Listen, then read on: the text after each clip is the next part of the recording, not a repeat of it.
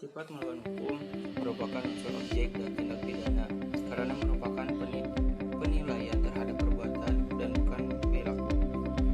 Suatu perbuatan dikatakan melawan hukum apabila perbuatan tersebut masuk dalam rumusan delik sebagaimana dirumuskan dalam undang-undang.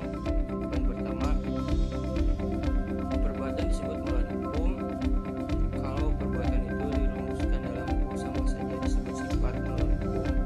Poin kedua, undang-undang di sini pengertiannya luas.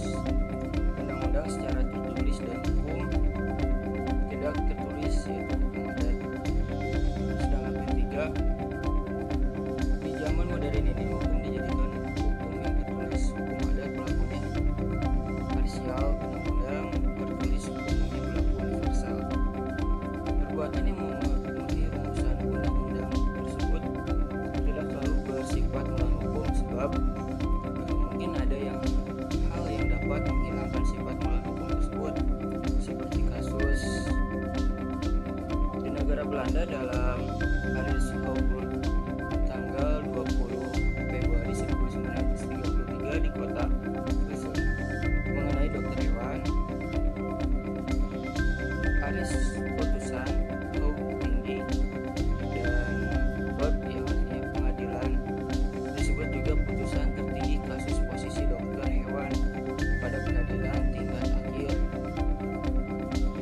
dengan beberapa pertimbangan majelis hakim, yaitu ada tiga hal juga yang berdampak dibebaskan, yaitu satu, negara tidak merugikan dokter hewan tersebut tidak meminta anggaran atau dana kepada pemerintah. Dan kedua, kepentingan umum trilayani lebih mementingkan manusia dibandingkan hewan pada masa itu. Sedangkan yang ketiga, yang bersangkutan adalah dokter hewan dan dia tidak dapat keuntungan. Sifat melawan hukum terdiri dari melawan hukum formil. Perbuatan itu disebut melawan hukum apabila dirumuskan sebagai tindak pidana dan undang-undang dan diberikan sanksi. Sifat melawan hukum dapat dihapus apabila di atas berdasarkan undang-undang. Jadi melawan hukum sama dengan bertentangan dengan undang-undang tertulis. Sedangkan melawan hukum material bukan hanya berdasarkan undang-undang tertulis saja, tetapi juga berdasarkan undang-undang yang tidak tertulis. Poin kedua, sifat melawan hukum dapat dihapus berdasarkan undang-undang atau aturan berdasarkan hukum tidak tertulis. Jadi melawan hukum sama dengan bertentangan dengan undang-undang tertulis dan undang-undang tidak tertulis. Itu dalam segi hukum material.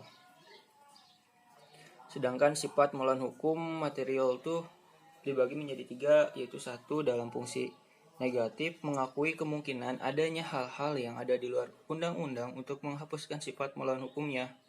Perbuatan yang memenuhi rumusan undang-undang. Yang poin kedua, dalam fungsi positif, menganggap suatu perbuatan tetap sebagai tindak pidana walaupun tidak nyata diancam dengan pidana dalam undang-undang. Jadi mengakui adanya hukum tidak tertulis dengan hukum positif. Poin ketiga, sistem pidana Indonesia menganut ajaran melawan hukum material. Yang negatif, contohnya Arishoburg. Jadi, yang bisa saya simpulkan dalam materi ini, ajaran melawan hukum tidak dianut lagi sejak 1963 yang menentukan adanya alasan benar di luar undang-undang oleh hakim apabila terjadi pertentangan tata hukum tertulis dengan hukum tidak tertulis. Hukum tidak tertulis tersebut harus berpandangan adil dan benar oleh masyarakat umum, dan rasa keadilan itu harus bersifat umum.